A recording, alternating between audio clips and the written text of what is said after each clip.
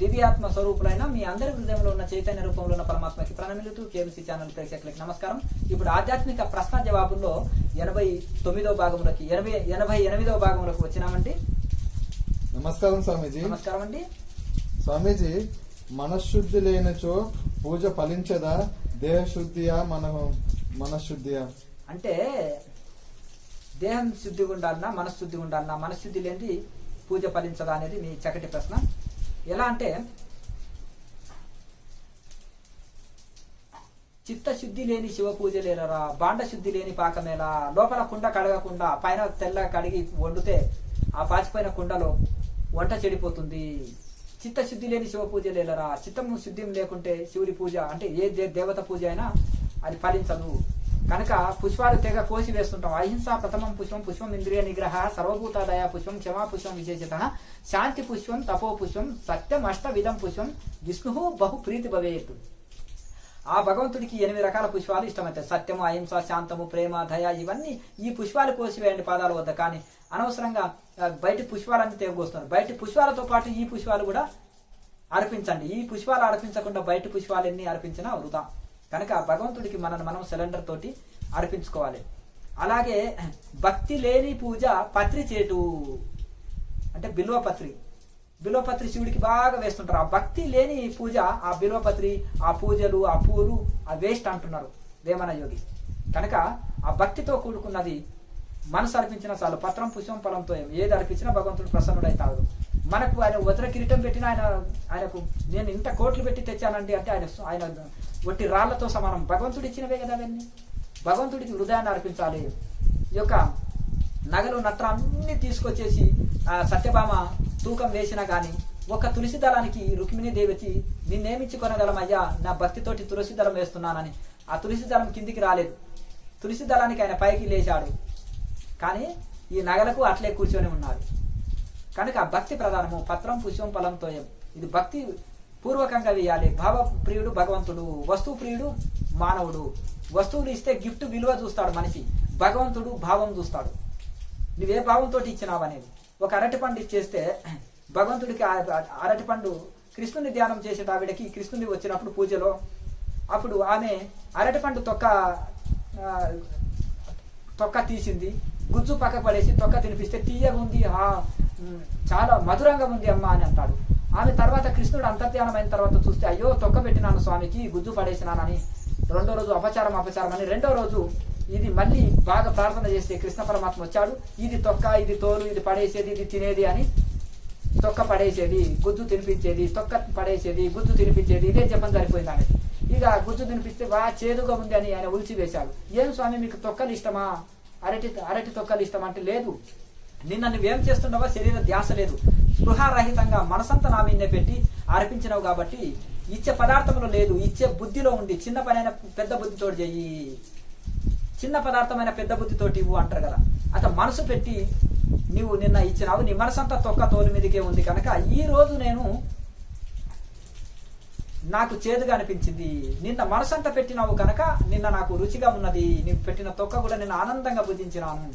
భగవంతుడు వస్తువుని చూడడు, భావాన్ని చూస్తాడు. కనుక భావము పెట్టి చేయాలి. హృదయ శుద్ధి లేకుండా ఎన్ని పూజలు చేసినా వేస్ట్. కనుక ఈ విధంగా హృదయ శుద్ధితోటి చేయాలి. పత్రం పుష్పం ఫలంతో ఏది ఇచ్చినా భగవంతుడికి మనసు అర్పించి చేసే పూజ గొప్పది అంటారు. కనుక మొదలేమో బాహ్య పూజ అంటారు, వస్తువులతోటి సామాగ్రితోటి చేస్తాం, షోడోపచార పూజ అంటారు. తర్వాత మానసిక పూజ, మనసుతోటి అన్ని వస్తువులు తెచ్చి పూజ చేయడం. అడవుల్లో ఋషులకు ఏముండవు కాబట్టి మానసిక పూజ చేస్తారు. ఇంకా దాటుకుంటే ఆత్మ పూజ అంటారు, దీన్ని ఆత్మ ధ్యానం అంటారు. చివరికి ఆత్మ ధ్యానంలోకి వెళ్ళాలి. మనసు సమర్పణ చేసి చేయాలి. ఏదైనా ఏ క్రియ అయినా అప్పుడే ఫలిస్తుంది. మనసు సమర్పణ చేయకుండా చేస్తే అన్ని వృధా. స్వామీజీ, మోక్షమే లక్ష్యమైనప్పుడు మనిషి బంధాల్లో ఎందుకు చిక్కుపడుతున్నాడు? మోక్షమే లక్ష్యం అని పోతున్నప్పటికీ ఎన్నో అవరోధాలు వస్తాయి, ఎన్నో విఘ్నాలు వస్తాయి. అన్ని విఘ్నాలు దాటుకొని వెళితేనే కదా, ఎన్నో పరీక్షలు నెగ్గితేనే కదా మనకు ఒక పీజీ పిహెచ్డి పూర్తి చేసి ఒక కలెక్టరో ఒక డాక్టరో ఒక ఇంజనీరో అవ్వడం. కనుక ఇప్పుడు మనకు మోక్షమే లక్ష్యంగా అన్నప్పుడు అన్ని అవరోధాలని దాటుకొని వెళ్ళాలి. మనకు తీవ్ర వైరాగ్యం లేక, తీవ్ర నిష్ఠ చేయలేక, కొన్ని మనసుకు లొంగి, రాగద్వేషాలకు లొంగి, అరిషడ్ వర్గాల లొంగి, కనకం కాంతలకు లొంగి సాధకుడు ముందుకు వెళ్ళలేక ఈ ప్రపంచ భ్రాంతిలో కొట్టుమిట్టాడుతున్నాడు. కుర్చీలో పడ్డ వెలకలాగా తేనెలో ఇరుక్కున్న ఆ తేనె తీయగుందని ఈగ తినడానికి పోతుంది, కాళ్ళు ఇరుక్కుంటాయి. అందులో తేనెటీగ ఇరుక్కోగాని మామూలు ఈగవి ఇరుక్కుంటాయి. తేనెటీగలాగా మారాలి. తేనెటీగ తేనెలో ఇరుక్కోదు. కానీ ఈ మామూలు ఈగ అయితే ఏం చేస్తుందంటే, జ్ఞానులేమో తేనెటీగ లాంటి వాళ్ళు. తేనె తన నుంచి వచ్చింది కాబట్టి తననేం చేయలేదు. ఈ అజ్ఞానులు ఆ తేనె తిందామని పోయే వరకు ఏమిటంటే ప్రపంచ భ్రాంతిలో పోయే వాళ్ళు. అందుకని జ్ఞాని ప్రపంచంలో అన్ని కార్యాలు చేస్తున్నా ఏమి చేయని వాడే. అజ్ఞాని ఏం చేయకుండా మూల కూర్చున్నా అన్ని చేసిన వాడే అంటారు. ఈగ పోయి తేనె తిందామంటే కాళ్ళు అందులో ఇరుక్కొని బయటికి రాలేదు. కానీ అజ్ఞాని ఈ ప్రపంచ భోగాలు అనుభవించడమని పోయే వరకు అందులోనే ఇరుక్కొని పోతాడు. కనుక ఈ మోక్షం కావాలని కోరిక ఉన్నా కానీ అందులోనే ఉన్నప్పటికీ కూడా ఈ ప్రపంచంలో విషయవాసనలకు లొంగిపోయి అందులో బానిసగా మారిపోతున్నాడు మనిషి. ఎవరైతే ఈ ఇంద్రియాలకు దాసుడు కాకుండా ఇంద్రియాలని దాసులుగా చేసుకొని అరిషడ్ వర్గాలను జయించి నిరంతరం సాధన, విచారణ, వివేకము కలిగి తీవ్ర వైరాగ్యము, తీవ్ర సాధన చేసే వాళ్ళకి అచిరకాలంలోనే మనసు వశమైపోతుంది. వాళ్ళు బ్రహ్మజ్ఞానాన్ని పొందుతారు. స్వామీజీ, ఆస్తిపాస్తులపై నాది నేను అనే బంధంలో ఎందుకు చిక్కుకుంటున్నాడు మనిషి? రజోగుణం చేత. మానవ జన్మ లక్ష్యమైన మోక్షమును వదిలి. మానవ జన్మ లక్ష్యం మోక్షమే, కానీ నాది నీది అనే అజ్ఞాన స్థితిలో సంపదల్లో ఎందుకు ఇరుక్కుంటున్నాడు అంటే రజోగుణం చేత. రజోగుణం కర్మల్లో బంధిస్తుంది మనిషి. స్టార్టింగ్ లో కర్మలు చేస్తాడు, తర్వాత కర్మల్ని కూడా వదిలిపెట్టేస్తాడు, కర్మ అతీత స్థితిలో ఉంటాడు. స్టార్టింగ్ లో అన్ని ఉంటాయి, తర్వాత అన్ని వదులుతాయి. అవధూత స్టేజ్కి బ్రహ్మజ్ఞాని వచ్చినాక వేదంలో చెప్పిన అన్ని కర్మకాండాలు చేయకపోతే చెడిపోతాడు. మొదలు వేదంలో చెప్పిన కర్మకాండాలు చేస్తాడు. కానీ ఇవి 3 గుణాలకు లోబడి ఉన్నవే. త్రైగుణ్య విషయవేద, నిస్త్రైగుణ్యోపవార్జున. మళ్ళీ 3 గుణాలకు అతీతంగా వెళ్ళాలి. 10th లో అన్ని సబ్జెక్టులు ఉంటాయి. తర్వాత ఇంటర్ నుంచి ఒకటే సబ్జెక్ట్ మీద రీసెర్చ్ చేస్తూ ఒకటే సబ్జెక్ట్ మీద వెళ్తాడు. ఇంకా కాలేజీ వాడికి ఒక నోట్ బుక్ ఉంటుంది, చిన్నపిల్లవాడికి ఇన్ని బుక్కులు ఉంటాయి. కనుక ఇంకా పైకి వెళ్ళే కొద్దీ ఇంకా సబ్జెక్టు తగ్గుతుంటుంది. కనుక ఆ విధంగా స్టార్టింగ్ లో అన్ని ఉంటాయి, తర్వాత అన్ని వదులుతాయి. కనుక ఈ విధంగా మనం నిరంతరంగా మనము మోక్షాన్ని మర్చిపోయి, వచ్చిన లక్ష్యాన్ని మర్చిపోయి అజ్ఞానం చేత ఆకర్షితుడై ప్రపంచంలో కొట్టుమిట్టాడుతున్నాడు. ఇంకా రజోగుణం నశించకనే ఈ కనకం కాంత కీర్తిలో కొట్టుకొని పోతుంటాడు. ఈ యొక్క రజోగుణం నశించకనే కర్మలందు పడతాడు, పేరు ప్రతిష్ట కోసం ప్రాకులాడతాడు. ఈ రజోగుణము తగ్గి సత్వగుణంలోకి వెళుతున్నప్పుడు సాధకుడు ఎంత మాయ అని తెలుసుకొని ఆ మాయాకు అధిపతి అయిన మహేశ్వరుడిని పట్టుకొని చక్కగా శరణాగతి అయి సరెండర్నెస్ అయి తీవ్ర సాధన చేసి బ్రహ్మజ్ఞానం పొందుతాడు. స్వామీజీ, సద్గురు అంటే ఎవరు? సద్గురుని ఆశ్రయించమని శాస్త్రం చెబుతుంది. సత్తును దర్శించిన వాడే సద్గురువు. సద్గురు అంటే ఒక పేరున్న వాళ్ళు కాదు. సద్గురు అంటే సత్తును దర్శించిన వాడు, పరమాత్మని అనుభూతి పొందినవాడు, బ్రహ్మజ్ఞాని అని అర్థము. కనుక సత్తును దర్శించిన వాడే సద్గురువు. సత్యంని పట్టుకున్న వాడే సద్గురువు. సత్యంతో అనుసంధానమై సత్యంలో లయమైన వాడే సద్గురువు. కనుక ఆ యొక్క బ్రహ్మజ్ఞానే సద్గురువు. కనుక ఆత్మానుభూతి పొందిన వాడే సద్గురువు. కనుక అట్టి వాళ్ళని తత్వాన్ని దర్శనం చేసిన వాడే సద్గురువు. అట్టి సద్గురువుని మనం పట్టుకొని మనం బ్రహ్మజ్ఞానం తెలుసుకోవాలి. అట్టి తత్వదర్శనాన్ని పట్టుకొని మనం తత్వదర్శనం చేయాలి. కళ్ళున్న వాటిని చేతనే మనం కళ్ళు లేని వాడు కూడా గమ్యం చేరాలి. జ్ఞానిని పట్టుకొని అజ్ఞాని కూడా జ్ఞానిగా మారాలి. సాధనని పట్టుకోవాలి. జ్ఞానులు మార్గదర్శకులు మాత్రమే. స్వామీజీ, సద్గురువుని ఆశ్రయిస్తే విధిరాదు తొలగుతుందా? తొలగుతుంది, కానీ గురువు చెప్పింది చెప్పినట్టు చేయాలి. నీ పాపాలు పుణ్యాలు 2 నాకు అని రమణ మహర్షి అంటాడు. నేను చూసుకుంటానంటాడు. అది స్వీకరించిన ఆయన రెడీ ఉన్నాడు. స్వామి అట్లెట్లా నా పాపాలు అయితే ఇవ్వగలుగుతా, పుణ్యాలు ఎట్లా ఇవ్వగలుగుతా అంటాడు. రామకృష్ణ పరమహంసని కూడా ఒక భక్తుని అంటాడు, 2 ఇచ్చేవా నీవేం లేకుండా ఖాళీగా అంటాడు. పాపాలు ఇవ్వగలుగుతాను కానీ పుణ్యాలు ఎలా ఇవ్వగలుగుతాను స్వామి అంటాడు. సంకోచిస్తారు. ఇదే మరి అంటే ఒక సద్గురువు చెప్పిన మార్గదర్శకంలో ప్రయాణిస్తుంటే, సాధన చేస్తుంటే పాపం పుణ్యం లేని స్థితికి చేరుకొని అతీత స్థితిలో ముక్తి పొందుతాడని దాని యొక్క అర్థం. సద్గురువుకు సరెండర్ అయి ఆయన చెప్పిన సాధనలు చేస్తుంటే అంత కర్మరాశి అంతా తొలగిపోతుంటుంది. చిన్న పడవ చేత పెద్ద సముద్రాన్ని దాటొచ్చు. చిన్న అగ్ని రవ్వ చేత కొండడాన్ని కట్టెల్ని కాల్చొచ్చు. కనుక ఈ విధంగా మనం గురువులు చెప్పినట్టు సాధన చేస్తే తప్పకుండా కర్మరాశి అంతా కాలిపోయి ముక్తాత్మనం అవుతాము. స్వామీజీ ఇంజన్ ఉంటుందండి. ఇంజన్ ని జడమైన డబ్బలు పట్టుకుంటే ఆ జడమైన డబ్బల్ని ఇంజన్ లాక్కొని వెళ్తుంది కదా. సద్గురు ఇంజన్ లాంటి వాడు ఎన్ని జడమైన డబ్బలైనా లాక్కొని వెళ్ళగలుగుతాడు. స్వామీజీ ప్రయత్నించినా గాని భౌతికంగా గాని ఆధ్యాత్మికంలో గాని ఫలితం రాకపోతే అది మన తలరాతన. అంటే ఎంత ప్రయత్నించినా భౌతికంలో గాని ఆధ్యాత్మికంలో గాని ఫలితము ఎందుకు వస్తా అంటే పూర్వ కర్మలు ఉంటాయి కొన్ని, అవి ముందుకెళ్ళనివ్వవు, ఫలితాలు రానివ్వవు. కనుక మనం సాధ్యమైనంత వరకు పంట చేల కలుపు తీస్తేనే పంట బాగొస్తుంది కదా.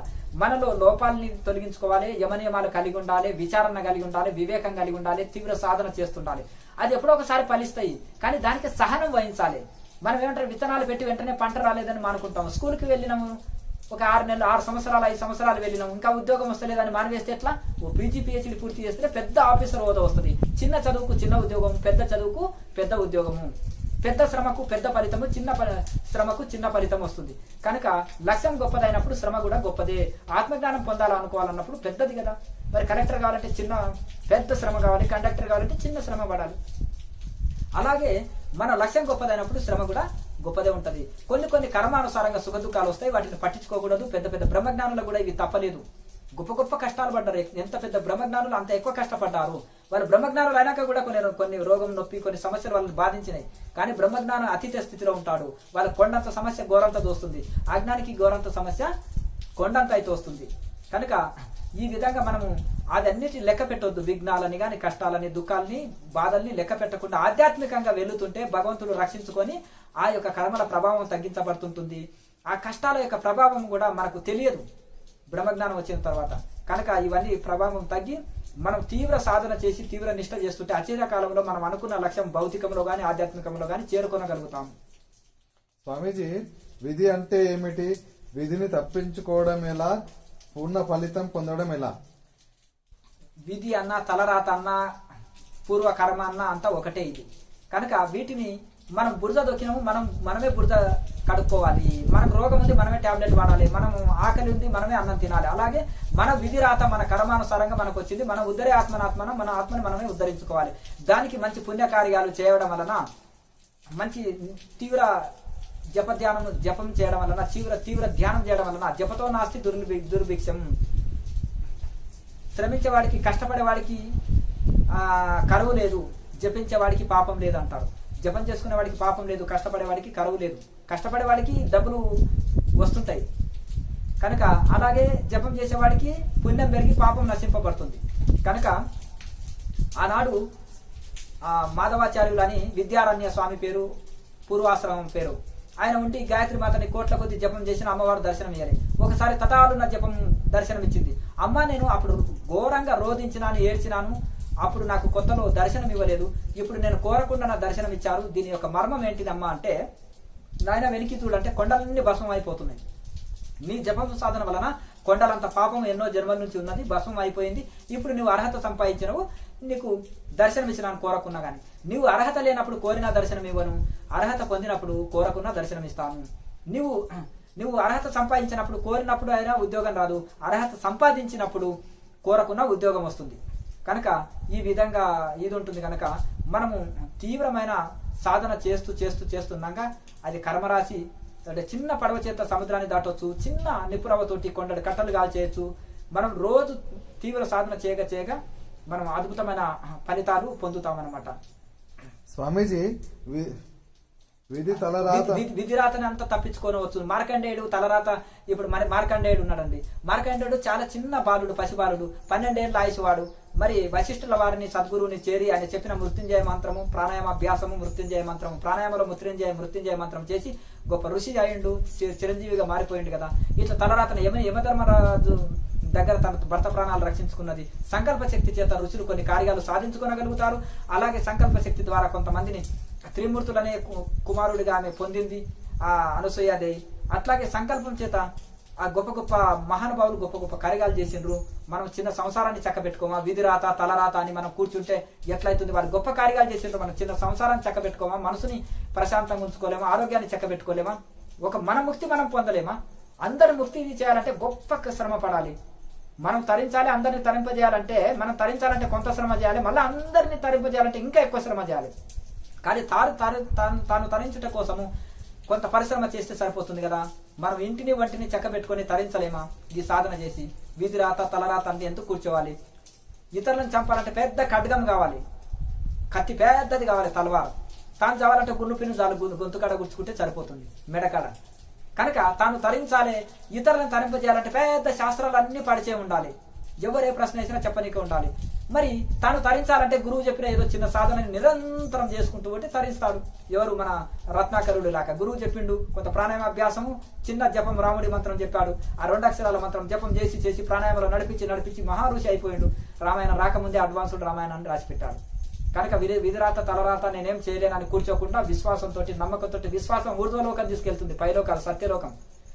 అవిశ్వాసం అధోలోకం పాతాళంలోకి తీసుకొని పోతుంది. కనుక విశ్వాసంతో, నమ్మకంతో, శ్రద్ధతోటి మనం సాధన చేస్తే తప్పకుండా తరిస్తాము. తలరాత అంటూ కూర్చున్న వాడు ఏది సాధించలేరు. శ్రమను నమ్ముకున్నవాడు ఏదైనా సాధిస్తాడు. స్వామీజీ, విధి తలరాత అనుకుని ఉంటే ఫలితం లభించునా? ఏది లభించదు. మనం కష్టపడే వాడికే ఫలితం లభిస్తుంటుంది. నిరంతరం తీవ్ర తపన చేయండి, తీవ్ర సాధన చేయండి, తరిస్తారు. మన దగ్గర క్రియాయోగము ఉచితంగా నేర్పబడుతుంది కదా. క్రియాయోగ ధ్యానంలో మంచి శిక్షణ, విచారణ, ధ్యానము, ప్రాణాయామాభ్యాసం ఇవన్నీ చక్కగా నేర్పించబడతాయి. ప్రతి పౌర్ణమి నాడు రండి, క్లాసు చేయండి, తరించండి. ప్రతి వీడియో కింద గూగుల్ మ్యాప్ ఉంటుంది, అడ్రస్ ఉంటుంది. ప్రతి వీడియో కింద ఫోన్ నెంబర్ ఉంటుంది, దానికి వాట్సాప్ నెంబర్ ఉంటుంది, ఫోన్ నెంబర్ ఉంటుంది. ఫోన్ చేయొచ్చు, వాట్సాప్ చేయొచ్చు. వాట్సాప్ కాల్ చేయొద్దు, కానీ వాట్సాప్ ద్వారా మెసేజ్ పెట్టొచ్చు.